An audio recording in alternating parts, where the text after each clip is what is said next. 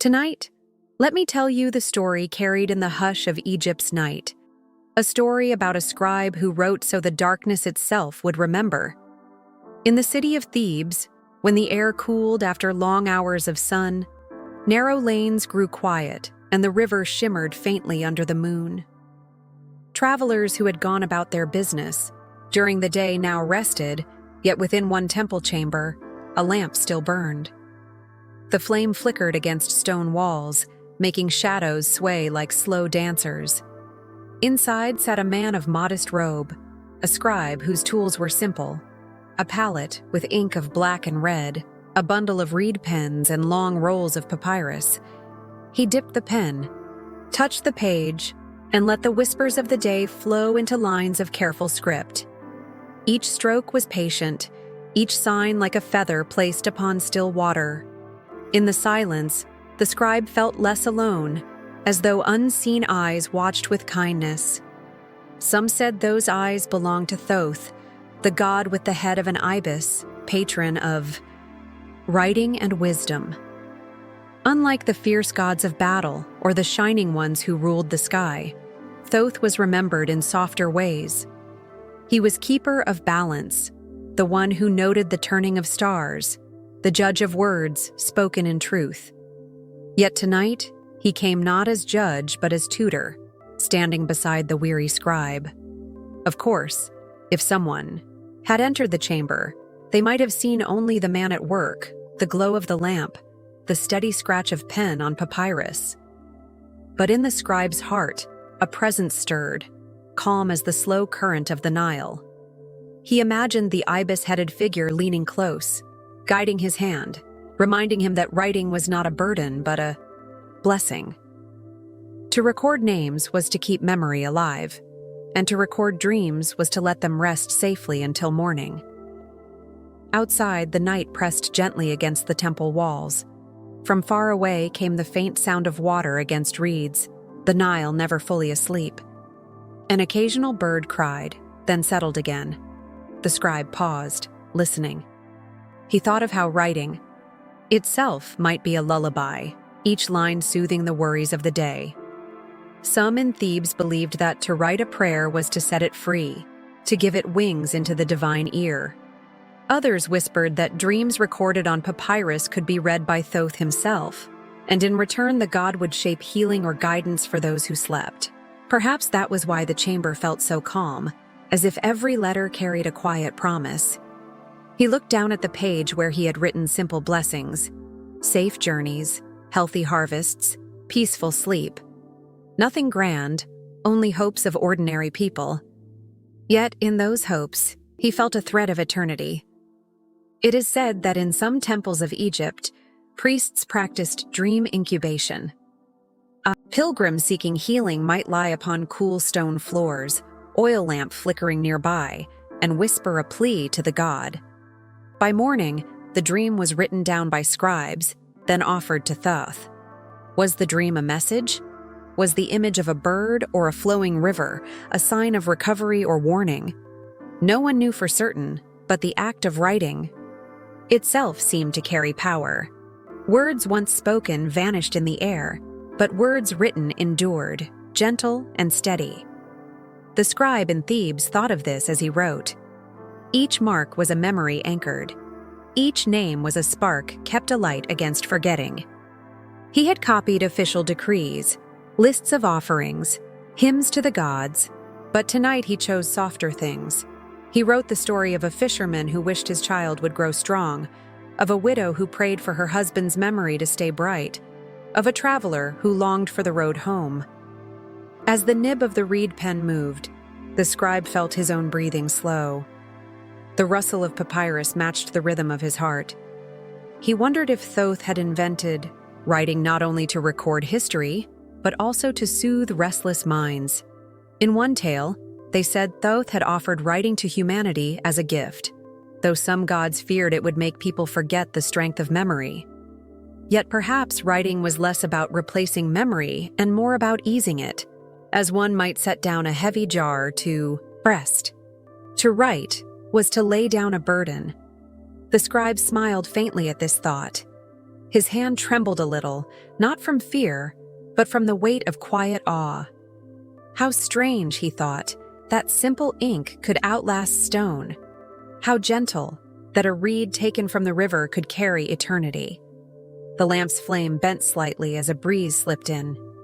The shadows shifted, making the god's imagined form seem to move closer.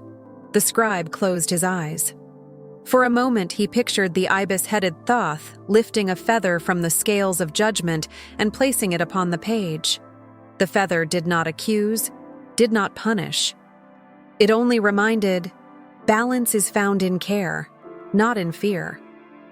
The scribe's shoulders eased. He wrote once more, this time recording his own small hope, that the night be kind, that words he left behind would serve not only the living, but the weary heart within him. And when he set the pen down, the room did not feel empty. The silence itself seemed full, as if held by unseen hands. Thebes slept, but here, in the quiet chamber, the night remembered, the night deepened, and the scribe felt the weight of stillness settle like a cloak. The lamp's small flame swayed in its clay dish, making the chamber glow in amber light. He leaned closer to the papyrus, eyes tracing the lines already written. Names, hopes, fragments of dream, all resting quietly on the smooth fibers. For a moment, he lifted the page and let it tilt toward the flame, watching the ink gleam faintly as if alive. He thought of how a single word could change a person's heart, how the act of recording was not only for kings or priests, but for everyone who longed to be remembered.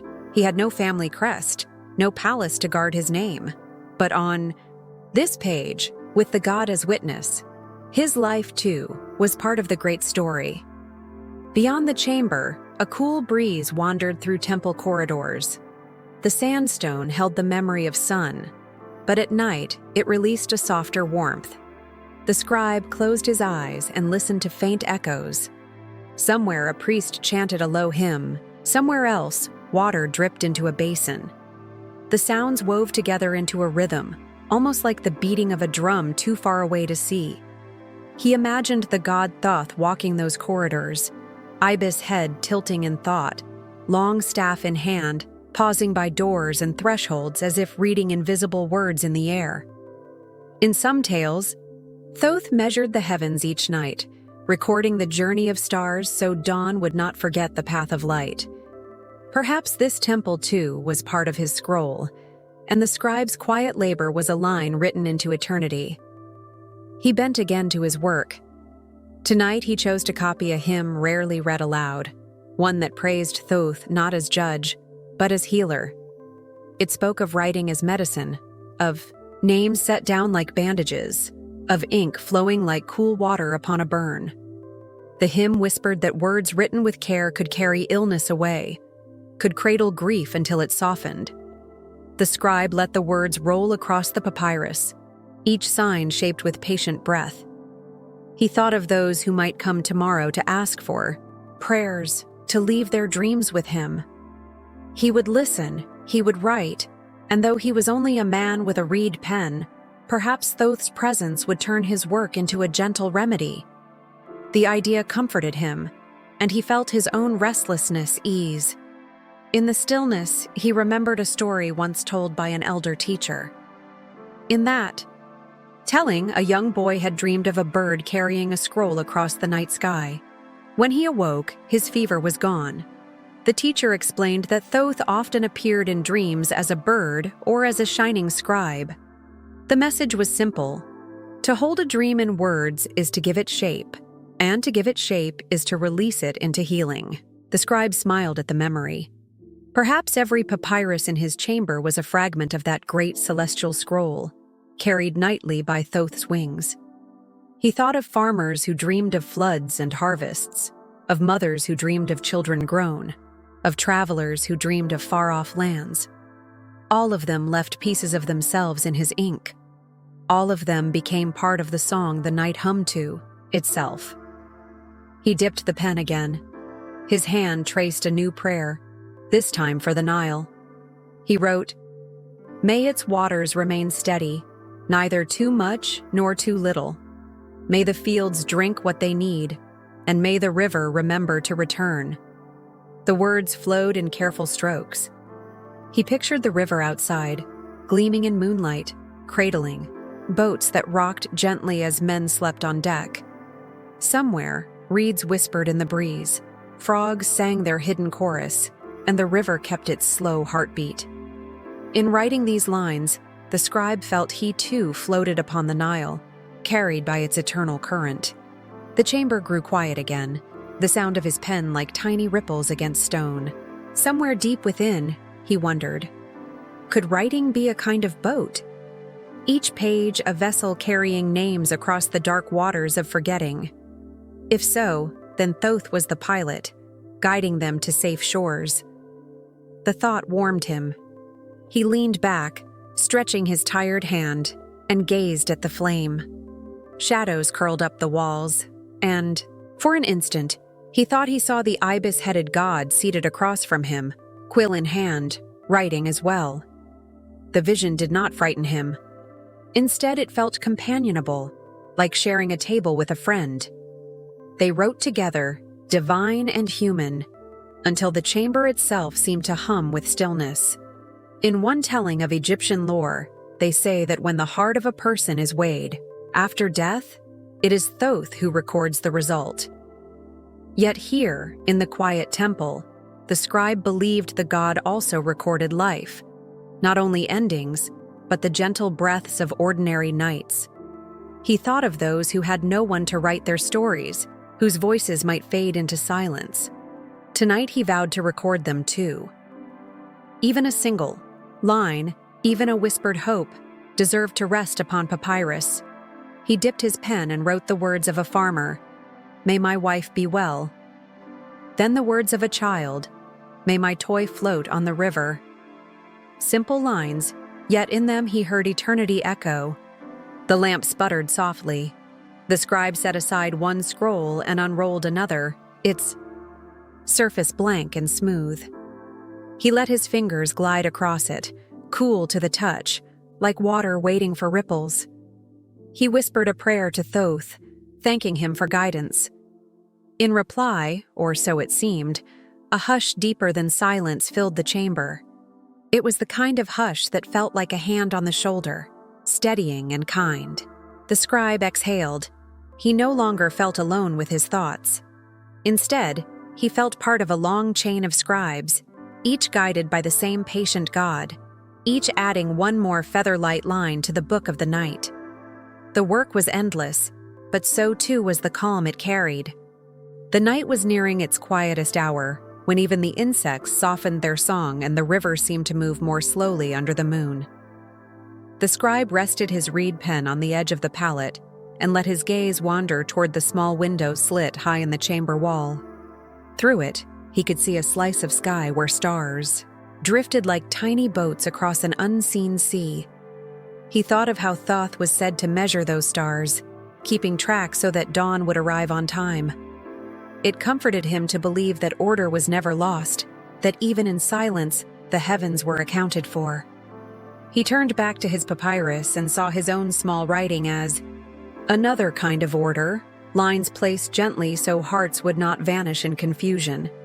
To write was to set things in place, like stones marking a path.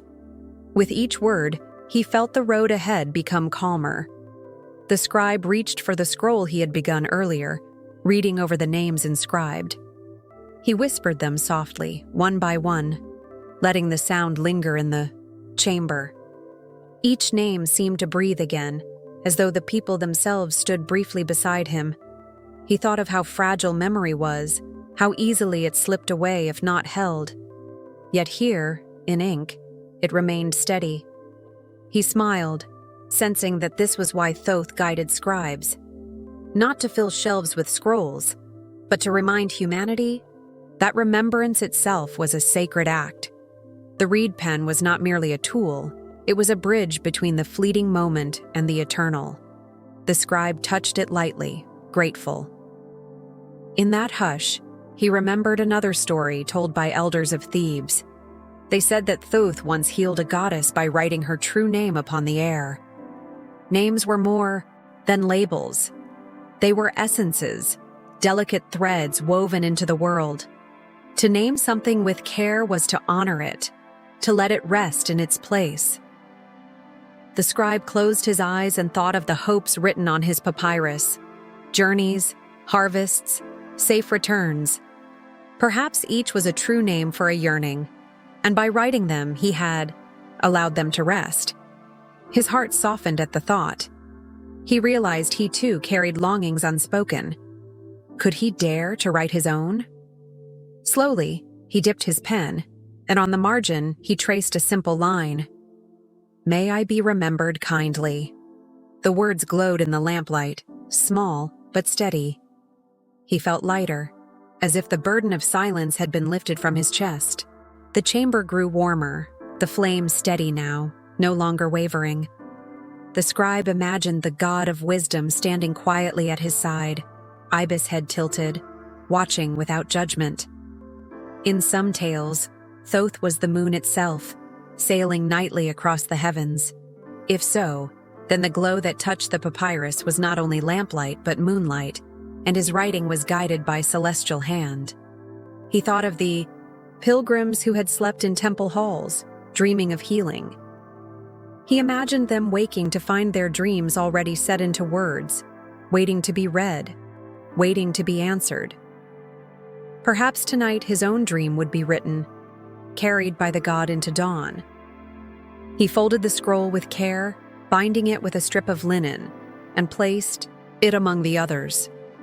Together they resembled a small choir resting in silence, each scroll a voice ready to rise when called.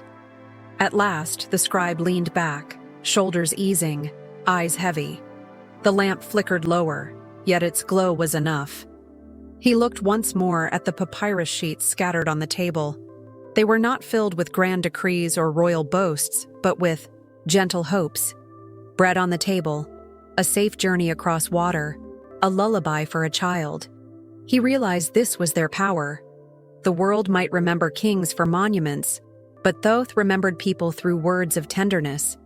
And so, in writing, the scribe had joined a tradition that would never fade. He closed his eyes for a moment, listening to the hush.